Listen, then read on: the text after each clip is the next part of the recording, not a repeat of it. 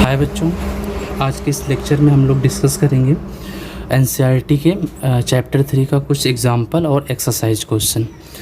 जैसा कि चैप्टर 3 का इसके पहले हम लोगों ने लेक्चर पढ़ा हुआ था जिसमें पोटेंशियोमीटर को लेके। अब उसी से रिलेटेड एनसीईआरटी के जो भी एग्जाम्पल्स हैं या एक्सरसाइज क्वेश्चन हैं उसे हम डिस्कस करेंगे। तो सबसे पहले हम एनसीईआरटी का एग्जाम्पल नंबर 3.10 डिस्कस करते हैं। तो एनसीईआरटी एग्जाम्पल है 3.10। इस क्वेश्चन में क्या बोल रहा है, एक सर्किट डायग्राम दिया हुआ है। सर्किट डायग्राम कुछ इस तरीके से है।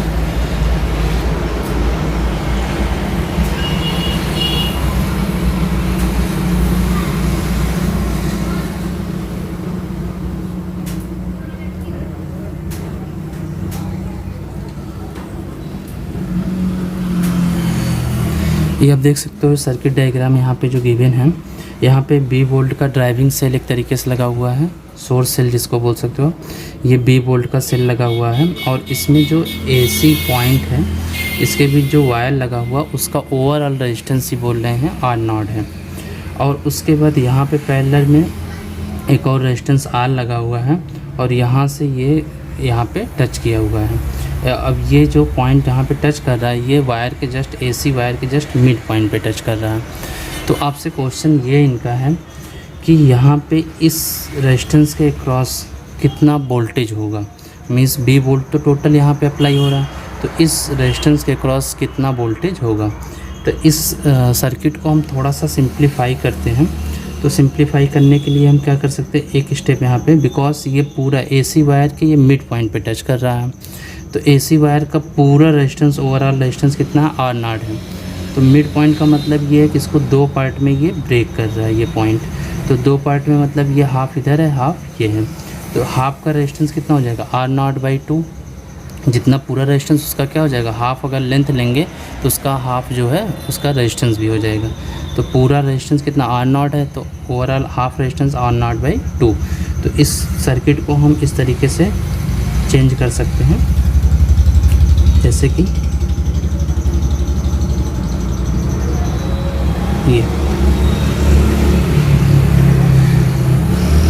ये एसी वायर है। ये पॉइंट हम ले लेते हैं B, जो ये पॉइंट है इसको हम B यहाँ पे जूम कर लेते हैं। तो ये हो जाएगा इसका रेजिस्टेंस R0/2। ये पार्ट का, इस पार्ट का भी रेजिस्टेंस हो जाएगा R0/2 और ये R गिवन है। ये हो गया अपना रेजिस्टेंस। अब उसके बाद B वोल्ट की बैटरी लगी हुई है।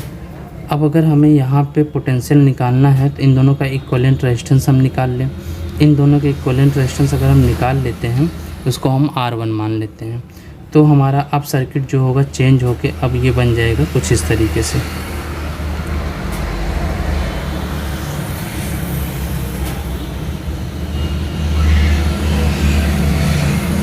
B वोल्ट यहाँ पे, इन दोनों का इक्विवेलेंट हमने मान लिया है। रेजिस्टेंस कितना है, R1 है और ये रेजिस्टेंस R0/2 है। तो इस तरीके से आप देख सकते हो कि सर्किट को हमने सिंप्लीफाई कर दिया है। अब यहाँ पे अगर हमें पोटेंशियल फाइंड करना है, यहाँ का पोटेंशियल हम मान लेते हैं कि ये पोटेंशियल B1 है। तो यहाँ B1 है तो यहाँ भी B1 होगा। तो ओवरऑल ये पोटेंशियल यहाँ पे हम दिखा सकते हैं कि ये यहाँ पे B1 पोटेंशियल है यहाँ पे R1 के क्रॉस। बिकॉज R के क्रॉस हमने B1 लिया तो R0/2, बिकॉज ये दोनों पैरेलल हैं तो इनके दोनों के क्रॉस B1 ही पोटेंशियल होगा। तो जब इनका इक्विवेलेंट रेजिस्टेंस R1 देख रहे हैं तो R1 के लिए भी यहाँ पे पोटेंशियल जो होगा इनके क्रॉस पोटेंशियल डिफरेंस ये हो गया B1 और इसके क्रॉस हम मान लेते हैं, सपोज करते हैं B2 है।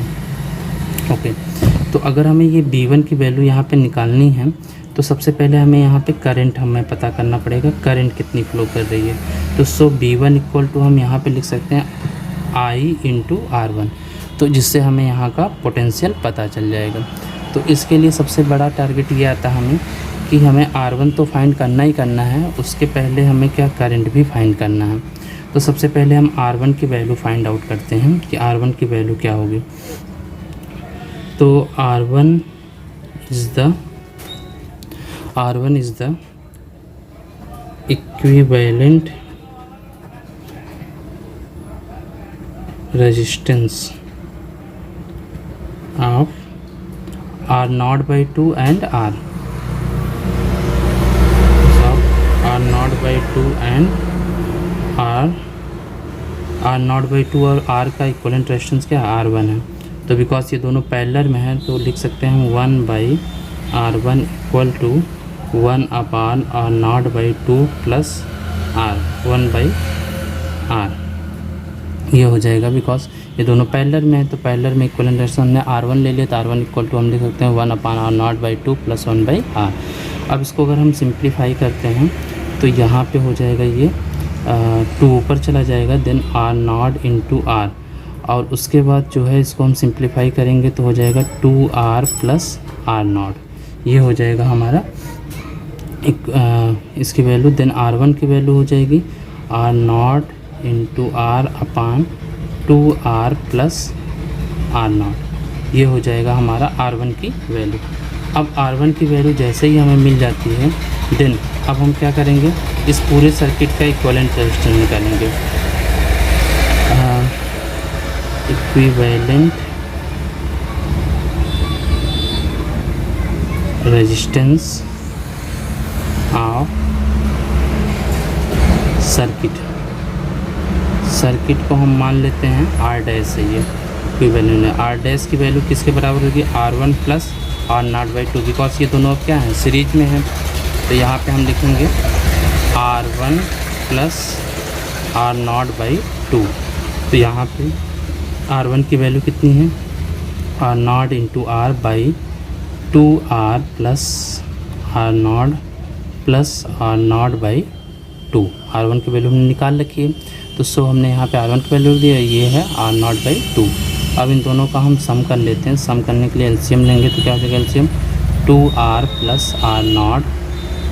अब इससे डिवाइड करेंगे 2 आ जाएगा, 2R नॉट इंटू R। उसके बाद फिर हम लिखेंगे प्लस 2 से डिवाइड करेंगे तो ये हो जाएगा R नॉट इंटू उसके बाद ये हो जाएगा 2R plus R not. Then बस सिंपली हमने इसको डिवाइड किया, ये बच जाएगा 2R प्लस R नॉट, इसके साथ मल्टीप्लाई कर दिया। देन R डैश की वैल्यू अब यहाँ पे अगर हम कैलकुलेट करें तो R डैश की वैल्यू हो जाएगी यहाँ से 2R not into R plus ये इसके साथ मल्टीप्लाई करेगा 2R into R naught plus R naught का whole square by 2 into 2R plus R naught. तो आप यहाँ पे देख सकते हो R डैश की वैल्यू जो निकल के हमारी आ जाएगी, ओवरऑल इस सर्किट का ओवरऑल रेजिस्टेंस जो है ये हो जाएगा 4R naught into R plus R naught square by 2 into 2R plus R not. ये हो जाएगा। तो ये हमारी हो गई टोटल रेजिस्टेंस आ गई। अब टोटल रेजिस्टेंस आने के बाद जो है हम क्या करने वाले हैं कि R डैश आ गई तो देन अब हम I की वैल्यू यहाँ पे निकाल सकते हैं। तो I की वैल्यू यहाँ पे निकालने के लिए हम क्या करेंगे कि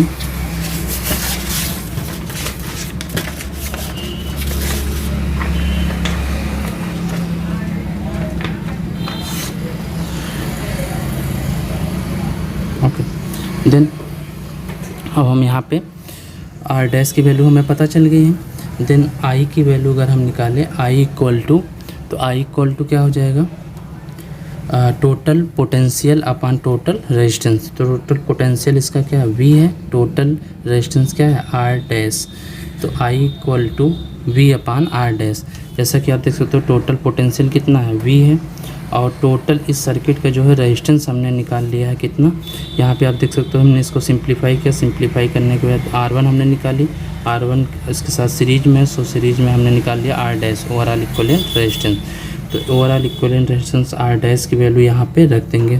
तो V अपान R डैश की वैल्यू कितनी है 4R naught into R plus R naught square पूरे का अपान क्या है 2 into 2R plus R naught. तो आप ये देख सकते हो कि ये जो है ऊपर चला जाएगा। देन I इक्वल टू हमारा आ जाएगा, I इक्वल टू हो जाएगा ये V into 2R plus R not by 4r0 into R plus r0 square, ये आ जाएगा। ये यहाँ से v की वैल्यू, i की वैल्यू। अब i की वैल्यू जैसे ही हमारी आ जाती है, देन अब हम यहाँ पे v डैश निकाल सकते हैं। तो सपोज़ हमने यहाँ पे रेजिस्टेंस जो है b1 ले रखा है, तो b1 की वैल्यू निकालना अगर हमें, तो b1 बराबर क्या होता है, b1 equal to i into R1। b1 यहाँ पे अगर हमें पोटेंशियल निकालना, तो b1 बराबर क्या हो गया, उसकी current into resistance i into R1। Then b1 is equal to i की वैल्यू हमने यहाँ पे निकाल रखी है, i की वैल्यू ये है। इसको अगर हम सिंप्लीफाई करके 2v into 2r r0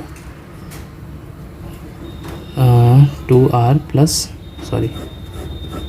b1 equal to i की value 2b 2r plus r0 by 4r0 into r plus r0 square, ये हो गया। उसके बाद यहाँ पे r1 की वैल्यू, तो r1 की वैल्यू आपने देखा है कि यहाँ पे हमने निकाल रखा है r1 की वैल्यू। r1 की वैल्यू क्या हो जाएगी, ये देखो i की वैल्यू हमने ये पूरी रख दी यहाँ से। r1 की वैल्यू अब यहाँ से रखेंगे r0 into r by 2r plus r0। तो आप ये देख सकते हो ये पूरा का पूरा टर्म कैंसिल हो जाएगा। उसके बाद जो है कैंसिल होने के बाद आपका जो बच रहा है b1 इक्वल टू, अब यहाँ पे ये हो जाएगा 2b r0 into r by, अब यहाँ से देख सकते हो आप इसमें से r0 कॉमन लिया जा सकता है। r0 अगर हमने कॉमन लिया तो 4r plus r0, then r0 से ये फिर से ये cancel, then b1 equal to आ गया 2br बाई, ये हो जाएगा अपना 4r प्लस r0। तो यही हो गया, यही पोटेंशियल हमें फाइंड आउट करना था। मीन्स यहाँ पे आप देख सकते हो कि इस तरीके से यहाँ पे जो पोटेंशियल होगा r के क्रॉस, ये होगा 2br अपान 4r प्लस r0। तो इस तरीके से हमारा ये क्वेश्चन कंप्लीट हो गया। अब उसके बाद हम नेक्स्ट क्वेश्चन यहाँ पे देखते हैं। नेक्स्ट क्वेश्चन जो है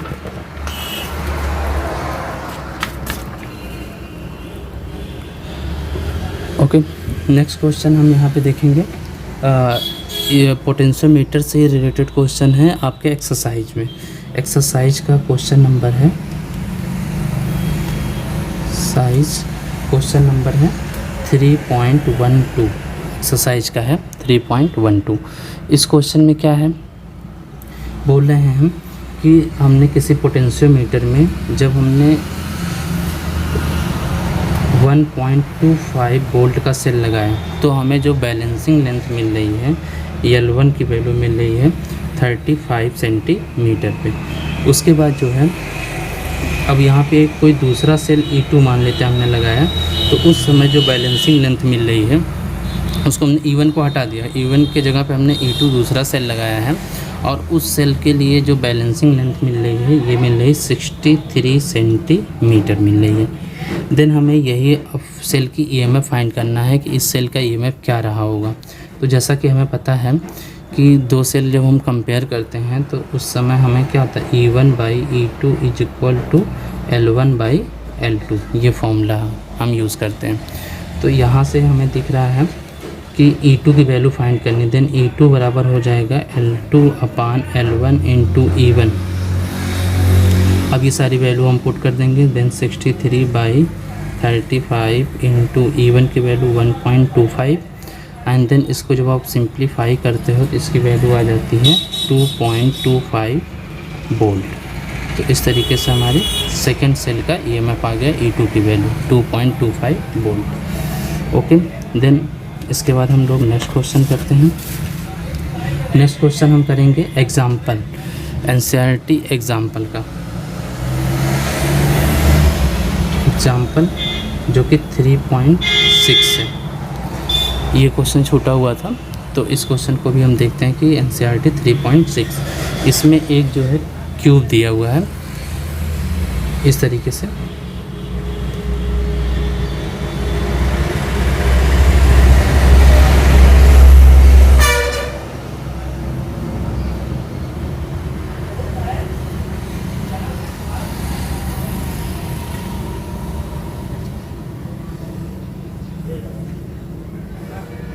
ये क्यूब दिया हुआ है। अब इस क्यूब के डायगोनल के क्रॉस हमें जो है इसका इक्विवेलेंट रेजिस्टेंस निकाला। जैसा कि ये कह रहा है कि जो ये क्यूब बन रहा है इसके एज जो है वायर से बन रहे हैं और सबका जो लेंथ सेम है तो रेजिस्टेंस सेम है। तो यहाँ पे अगर हम रेजिस्टेंस यहाँ पे दिखाएं इनका तो सब पे 1 ओम के रेजिस्टेंस है 12। देखिए आप देख सकते हो 12 एज होंगे। 1 2 3 4 5 6 7 8 9 10 11 एंड 12। तो इस तरीके से यहाँ पे 12 एज होंगे इसके। तो 12 एज में आपका सबका रेजिस्टेंस जो है सेम है। तो इस तरीके से रेजिस्टेंस हम यहाँ पे अगर इसका रिप्रेजेंट करते हैं, ये देखो बच्चों, तो ये हो गया सबका रेजिस्टेंस। इस तरीके से हमने रिप्रेजेंट कर दिया। तो यहाँ पे बोल रहा है इसके डायगोनल के क्रॉस यहाँ पे सेल लगा हुआ है, यहाँ पे इस तरीके से ये 10 वोल्ट का यहाँ पे एक सेल लगा हुआ है। तो आपसे पूछ रहा है कि इस पूरे जो कॉम्बिनेशन रेजिस्टेंस का इसका इक्विवेलेंट रेजिस्टेंस क्या होगा और ईच ब्रांचेस में कितनी करंट फ्लो करेगी। तो इसके लिए सबसे पहले हम क्या करते हैं कि यहाँ पे सबका रेजिस्टेंस सेम है। ये पहले से क्वेश्चन में गिवन है, सबका रेजिस्टेंस यहाँ पे सेम है। तो हम यहाँ पे करंट फ्लो कर लेते हैं। सपोज़ कि यहाँ पे आई करंट इस सेल से निकली होगी, तो आई करंट यहाँ पे जाके आप देख सकते हो 3 पार्ट में डिवाइड हो जाएगी। तो यहाँ पे डिवाइड होने का ये देख लेते हैं कि सबका रेजिस्टेंस बिकॉज सेम है, आर इनका भी है, आर रेजिस्टेंस यहाँ भी, आर यहाँ भी है, सबका रेजिस्टेंस हम मान लेते हैं आर है। तो मीन्स इक्वल रेजिस्टेंस है, तो सो करंट भी इक्वली डिस्ट्रीब्यूट होगी। मीन्स इसमें करंट जैसे ही इंटर करेगी तो ये इक्वली डिस्ट्रीब्यूट हो जाएगी। तो अगर हम ओवरऑल करंट आई को 3 इक्वल पार्ट में डिवाइड करें तो हमारी जो करंट होगी कितनी होगी, I/3। फिर यहाँ भी क्या होगी, I/3 और यहाँ भी क्या होगी, I/3। मीन्स आई को हमने 3 इक्वल पार्ट में डिवाइड किया तो कितना हो जाएगा, I/3 एंड I/3। तो ये 3 बिकॉज आप देख सकते हो इन ब्रांचेस का रेजिस्टेंस क्या है, सेम है, इसीलिए हमने करंट को इक्वली डिवाइड कर दिया। अब ये ब्रांच से ये करंट मान लीजिए यहाँ जाएगी तो यहाँ इसको देख सकते हो आप फिर से 2 ब्रांचेस में ये डिवाइड होने वाला है। I/3 यहाँ पहुँचने के बाद 2 ब्रांच में, तो फिर इन दोनों ब्रांचेस का भी रेजिस्टेंस आप देख सकते हो सेम है। तो हम यहाँ पे दिखा देंगे कि I/3 को 2 इक्वल पार्ट में डिवाइड करेंगे। तो I/3 को जैसे 2 इक्वल पार्ट में हम डिवाइड करेंगे तो क्या आएगा, I/6 और यहाँ भी आएगा I/6। फिर उसके बाद हम जैसे कि इस वाली करंट को देखते हैं, I/3 यहाँ पहुँच के 2 पार्ट में डिवाइड होगी, यहाँ भी रेजिस्टेंस इस तरीके से लगा हुआ है। देन I/6 और फिर I/6। फिर उसके बाद आप देख सकते हो ये करंट जो है यहाँ जाके फिर डिवाइड हो रही है, तो यहाँ भी ये हो जाएगी I/6 एंड I/6। क्यों, क्योंकि ये 2 इक्वल ब्रांचेस में जा रही जिसका रेजिस्टेंस क्या है, सेम है। तो यहाँ पे I/6 हो गया। अब उसके बाद हमारे पास 3 रेजिस्टेंस बचे जिनमें अभी करंट हमें फ्लो नहीं किया हुआ। तो इस ब्रांच का अगर हम करंट देखें तो इस ब्रांच के लिए जो करंट है आप देख सकते हो ये जंक्शन है, तो इसमें I/6 यहाँ से आ रही है, I/6 इधर से आ रही है। ये देखो आप I/6 यहाँ से आ रही है ये, और I/6 ये आ रही है, तो दोनों मिल के कितनी हो जाएंगी, I/3। क्योंकि I/6 और I/6 को ऐड कर देंगे तो उसी के बराबर इसकी आउटपुट करंट होगी, मींस I/3 हो जाएगी। उसी तरीके से इस ब्रांच का भी होगा। इस ब्रांच में आप देख सकते हो कि यहाँ से I/6 करंट आ रही है, ये I/6, और यहाँ से ये I/6 करंट आ रही है, तो ये हो जाएगी फिर से I/6। फिर यहाँ पे आप देखो इस ब्रांच पे, इस जंक्शन पे देखो तो I/6 यहाँ से करंट आ रही है, I/6 यहाँ से, तो मिला के ये करंट हो जाएगी I/3। तो इस तरीके से यहाँ पे तीनों करंट फिर से मिल जा रही हैं। तो इस जंक्शन पे I/3 मिल के कितनी करंट हो जाएगी, I करंट। तो ये I करंट फिर से हमने इसको वापस कर दिया। तो इस तरीके से यहाँ पे करंट वापस आ गई। तो ओवरऑल हमने करंट का डिस्ट्रीब्यूशन कर दिया।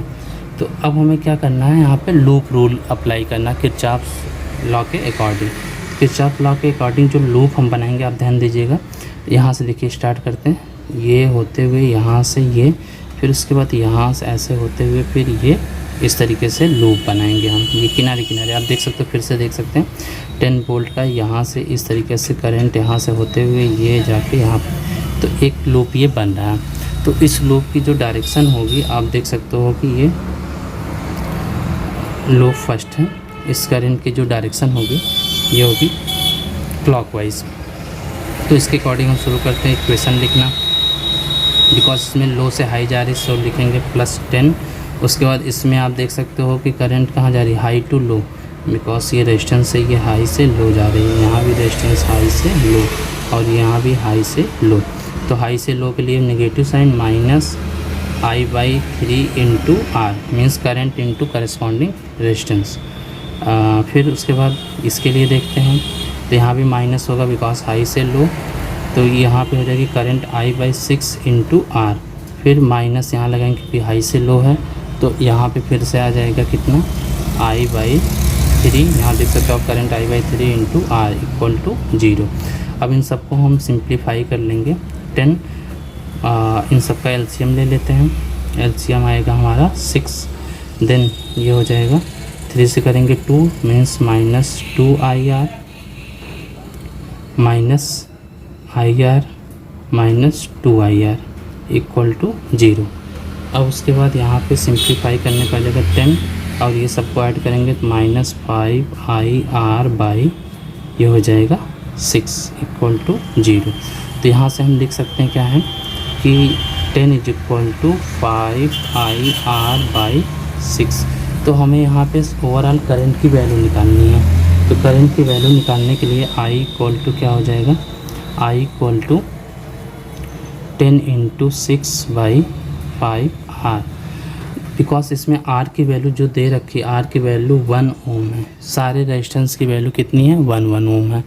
तो यहाँ पे हम इसकी वैल्यू रख देंगे, देन I = हो जाएगा 60/5 × 1 मीन्स 5 मीन्स 12 एम्पियर। 12 एम्पियर की क्या आ जाएगी, करंट आ जाएगी। अब ये 12 एम्पियर की करंट यहाँ पे आ गई, तो अब हमें टोटल करंट इस सर्किट का पता चल गया 12 एम्पियर है। तो टोटल रेजिस्टेंस हम मान लेते हैं इसका, टोटल रेजिस्टेंस अक्रॉस डायगोनल ये मान लेते हैं R डैश है। तो R डैश = क्या हो जाएगा, total voltage upon total current. तो टोटल वोल्टेज की वैल्यू कितनी यहाँ पे है, 10 वोल्ट है, और टोटल करंट कितनी है, 12 है। तो ये ओवरऑल इसको हम सिंप्लीफाई करें तो 5/6 ओम रेजिस्टेंस आ जाएगा। इस पूरे डायगोनल के क्रॉस इसका टोटल जो इक्विवेलेंट रेजिस्टेंस होगा वो कितना होगा, 5/6 ओम हो जाएगा। और अगर यहाँ पे हम ईच ब्रांच की करंट पता करना चाहें तो बिकॉज जैसा कि हमने ब्रांच में मेंशन किया हुआ है, तो जैसे इस ब्रांच की करंट क्या I/3, तो I की वैल्यू 12 है, तो 12/3 मीन्स 4 एम्पियर, यहाँ भी 4 एम्पियर, यहाँ भी 4 एम्पियर। उसके बाद यहाँ पे I/6 है मीन्स 12/6 करते हैं तो क्या आएगा, 2 एम्पियर। तो इस तरीके से सारे ब्रांचेस की हम करंट को भी बता सकते हैं। देन इस तरीके से ये एग्जाम्पल जो है आपका सॉल्व होता है। अब उसके बाद हम नेक्स्ट देखते हैं। नेक्स्ट क्वेश्चन है एक्सरसाइज का। एक्सरसाइज का क्वेश्चन ये है, एक्सरसाइज क्वेश्चन 3.11 ये एक्सरसाइज का क्वेश्चन है। अब इस एक्सरसाइज के क्वेश्चन में क्या कह रहा है कि एक हमारा सेल है जिसका EMF कितना है, 8 वोल्ट है। इसका इंटरनल रेजिस्टेंस दिया है 0.5 ओम और ये 8 वोल्ट का EMF का सेल है, और इसे जो है कनेक्ट किया हुआ है इसके साथ सीरीज में 15.5 ओम का एक एक्सटर्नल रेजिस्टेंस के साथ सीरीज में कनेक्ट है, और इसे जो है एक सोर्स से कनेक्ट करते हैं जिसकी वोल्टेज जो है 120 वोल्ट है, इसको चार्ज करने के लिए। तो चार्ज करने के लिए इस तरीके से इसको हमने कनेक्ट कर दिया। तो ओवरऑल जो है इस सर्किट में पूछ रहा है कि जब हम इसको चार्ज कर रहे होंगे तो इस सेल पे तो ओवरऑल कितना जो है टर्मिनल वोल्टेज होगा। तो इसके लिए सबसे पहले हमें करंट यहाँ पे निकालना पड़ेगा कि इस सर्किट में करंट कितनी फ्लो कर रहेगी इस केस में। तो करंट I = हम क्या लिखेंगे, total EMF upon total resistance. तो आप देख सकते हो टोटल EMF जैसा कि 120 वोल्ट है और ये उसके अपोजिट में, बिकॉज इसको ये चार्ज कर रहा है तो अपोजिट में होगा। इसको अगर हम इस तरीके से भी दिखाना चाहें तो ऐसे भी दिखा सकते हैं, सेल की तरह 120 वोल्ट का ये सेल या बैटरी बोल सकते हो लगा हुआ है। तो तो हम यहाँ पे दिखाएंगे 120 और ये दोनों सीरीज में है 8 वोल्ट, बट सीरीज में होते हुए भी अपोजिट मैनर में ये जुड़े हुए हैं। तो अपोजिट मैनर में होने की वजह से क्या हो जाएगा, 120 माइनस 8 हो जाएगा बाई टोटल रेजिस्टेंस कितना हो जाएगा, एक्सटर्नल कितना है 15.5 प्लस उसका इंटरनल 0.5, तो ये हो जाएगा अपना 1/12/16। देन करंट की वैल्यू जो आ जाएगी, करंट की वैल्यू आ जाएगी हमारी 7 एम्पियर। अब 7 एम्पियर की करंट आ गई, तो हम ये मान लेते हैं कि इस सेल के क्रॉस जो वोल्टेज डेवलप हो रहा है, टर्मिनल वोल्टेज, ये हो रहा है B1 वोल्टेज, और इसके क्रॉस जो है B2 वोल्टेज डेवलप हो रहा है, जो हमने सीरीज में रेजिस्टेंस लगाई है। बिकॉज ये टोटल जो सोर्स होगा 120 वोल्ट, इन्हीं दोनों पे जाके इनका वोल्टेज डिवाइड होगा। तो एक पे हम मान लेते हैं B1 है, दूसरे पे मान लेते हैं B2 है। तो B1 की वैल्यू अगर हमें फाइंड करनी है तो B1, बिकॉज इसका मतलब टर्मिनल वोल्टेज है और सेल इस समय क्या हो रही है, चार्ज हो रही है। तो जब सेल जो है डिस्चार्ज होती है तो हम फॉर्मूला क्या जानते हैं, terminal voltage equal to E minus IR होता है जब ये सेल डिस्चार्ज हो रही। लेकिन हमने आपको बताया था जब सेल को चार्ज कर रहे होते हैं तो एक्चुअली में यहाँ पे terminal voltage equal to E plus IR हो जाता है, यहाँ पे प्लस IR हो जाएगा। Then B equal to E की वैल्यू कितना है, 8 वोल्ट है इस सेल का EMF, 8 प्लस I की वैल्यू कितनी है 7 इंटू और इंटरनल रेजिस्टेंस कितनी है 0.5। Then B is equal to, ये आप सॉल्व करोगे तो इसकी वैल्यू आ जाएगी 8 प्लस 3.5। देन ओवरऑल इसकी वैल्यू हो जाएगी 11.5 वोल्ट। इस तरीके से ये निकल जाएगा। तो यह एक दूसरा तरीका आप ये भी कर सकते हो कि जैसे कि अगर हम B2 निकाल लें तो B2 की वैल्यू क्या होगी, ये तो आपका एक मेथड हो गया। अब अगर हम दूसरा मेथड अगर करना चाहें तो B2 की वैल्यू निकालने, तो B2 बराबर I इंटू R। तो I की वैल्यू कितनी, 7 इंटू 15.5 कर लेंगे। अब ये जो भी वैल्यू आएगी 7 5 जा 35, 35 और 3 38, 108.5 ये आ जाएगा। उसके बाद जो है यहाँ पे 108 आ गया V2 की वैल्यू। तो अगर हम B1 की वैल्यू कहें तो B1 plus V2 is equal to B है, मीन्स B मीन्स 120। तो अगर हम B1 निकालना चाहें तो B माइनस V2 कर सकते हैं। तो V कितना 120 माइनस V2 की वैल्यू हमने निकाल ली है 108.5। तो यहाँ से भी आप सॉल्व करोगे तो ये आ जाएगा 11.5 B1 की वैल्यू। तो आप जिस भी तरीके से चाहो उस तरीके से इसको निकाल सकते हो। देन अब उसके बाद नेक्स्ट क्वेश्चन हम देखेंगे। एक्सरसाइज का क्वेश्चन एक बचा हुआ था। एक्सरसाइज का क्वेश्चन है, एक्सरसाइज क्वेश्चन है 3.13। अब इस क्वेश्चन में लास्ट क्वेश्चन है एक्सरसाइज का, जिसमें दिया हुआ है कि किसी कंडक्टर में जो नंबर ऑफ फ्री इलेक्ट्रॉन है ये दिया हुआ है 8.5 इंटू 10⁻28 इलेक्ट्रॉन पर मीटर क्यूब में, मीन्स पर यूनिट वॉल्यूम में है। उसके बाद उसकी लेंथ, कंडक्टर की लेंथ 3 मीटर दे रखी है। क्रॉस सेक्शन एरिया दे रखा है इन्होंने 2 इंटू 10⁻6 मीटर स्क्वायर, और आई की वैल्यू दे रखा है 3 एम्पियर की करंट उसमें फ़्लो कर रही है। तो उसमें जो इलेक्ट्रॉन है उसको एक इंच से दूसरे इंच तक जाने में जो टाइम लग रहा है उसी को हमें कैलकुलेट करना, मीन्स टाइम उसका पता करना कि अगर उसके अंदर जो भी इलेक्ट्रॉन ड्रिफ्ट कर रहा है, ड्रिफ्ट वेलोसिटी मूव कर रहा है, वो एक इंच से दूसरे इंच तक जाने में उसको कितना टाइम लगेगा। तो इसके लिए सबसे पहले हमें क्या पता करना पड़ेगा, ड्रिफ्ट वेलोसिटी। तो जैसा कि हमें पता है फॉर्मूला करंट और ड्रिफ्ट वेलोसिटी के बीच relation I equal to NEA/VD। तो यहाँ से हम BD इक्वल टू लिख सकते हैं I/NEA। देन सबकी वैल्यू हम यहाँ पे पुट कर देते हैं। I की वैल्यू 3, N की वैल्यू 8.5 इंटू 10⁻28 इंटू, उसके बाद यहाँ पे दिया है E की वैल्यू हम रखेंगे charge of electron 1.6 into 10⁻19 into cross section area दे रखा है 2 इंटू 10⁻6। इन सब को जब हम सॉल्व करेंगे तो इसकी वैल्यू जो ड्रिफ्ट वेलोसिटी निकल के आएगी 1.103 इंटू 10⁻4 मीटर पर सेकेंड। तो ये तो हो गई अपनी ड्रिफ्ट वेलोसिटी। अब हमें अगर उस कंडक्टिंग वायर, जैसे ये कंडक्टिंग वायर है, इस कंडक्टिंग वायर में इस एंड पे है, मान लेते हैं इलेक्ट्रॉन प्रोटॉन, इसकी हमें ड्रिफ्ट वेलोसिटी पता हो गई है और यहाँ पे इसकी लेंथ पता है L, तो हमें टाइम बता सकते हैं। तो बिकॉज फॉर्मूला हमें क्या पता है, velocity is equal to distance upon time, तो यहाँ से टाइम इज इक्वल टू क्या हो जाएगा, डिस्टेंस अपॉन वेलोसिटी। तो डिस्टेंस कितनी है, लेंथ ऑफ द कंडक्टर, और वेलोसिटी कितनी है, drift velocity. Then time is equal to L, length of the conductor 3 metre and इसकी वैल्यू 1.103 इंटू 10 टू पावर आप लिख सकते हो -4।